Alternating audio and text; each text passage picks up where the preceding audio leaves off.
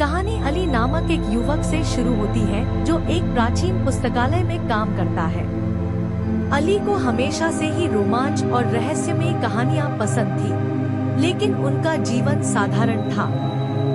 एक दिन पुस्तकालय की सफाई करते समय उसे एक पुरानी किताब मिलती है जिसके कवर पर सोने की नक्काशी की गई है।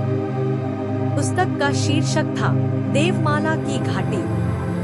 जैसे ही अली इस पुस्तक के पन्ने पलटता है, उसे पता चलता है कि यह एक खोई हुई घाटी की कहानी बताती है, जहां विशालकाय जीव और प्राचीन खजाने मौजूद हैं। लेकिन किताब के आखिरी पन्ने पर एक अजीब वाक्य लिखा है, यदि आप घाटी के रहस्यों को जानना चाहते हैं, तो चांदनी रात में दरवाजा खोलें। अली को आश्चर्य होता है, लेकिन वह इसे महज एक परीक्षा समझकर नजरअंदाज कर देता है।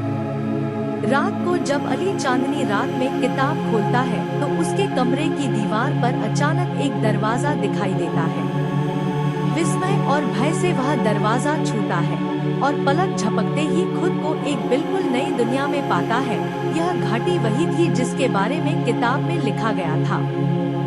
यह स्थान अविश्वसनीय रूप से सुंदर था। ऊंचे पहाड़ों के बीच हरे भरे जंगल, नीले पानी के झरने और आसमान में उड़ते सुनहरे पक्षी। लेकिन अली को जल्द ही एहसास हो गया कि यह घाटी साधारण नहीं थी, बल्कि इसमें रहस्यमय शक्तियां थी। घाटी में घूमते समय अली ने एक अजीब प्राणी देखा, एक जिन्न जैसा मानव, जिसकी त्वचा चमक रही थी और आंखों में नीली रोशनी थी। इस प्राणी ने अपना नाम जफीर बताया और कहा कि अली का यहाँ आना तय था। जफीर ने बताया कि इस घाटी को देवमाला घाटी कहा जाता है, जहां सदियों से जादुई जीव छिपे हुए हैं। लेकिन एक खतरा सिर पर मंडरा रहा था, शैडो जायंट नामक एक भयानक प्राणी जो घाटी को नष्ट करना चाहता था। घाटी के रहस्यों को जानने और उसे बचाने के लिए अली को 3 परीक्षणों से गुजरना पड़ा। 1. सत्य का कुंड। यह एक जादुई झील थी जहां अगर कोई व्यक्ति अपना प्रतिबिंब देखता तो उसे अपनी वास्तविकता का पता चल जाता था। जब अली ने इस पर गौर किया तो उसे एहसास हुआ कि वह हमेशा अपने आप को एक साधारण व्यक्ति समझता था, लेकिन वास्तव में उसका जन्म एक विशेष उद्देश्य के लिए हुआ था।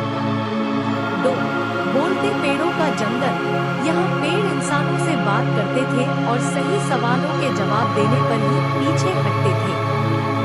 अली ने बुद्धिमानी से पेड़ों से घाटी के इतिहास के बारे में पूछा और सही रास्ता खोज लिया। 3. छाया दानव की गुफा।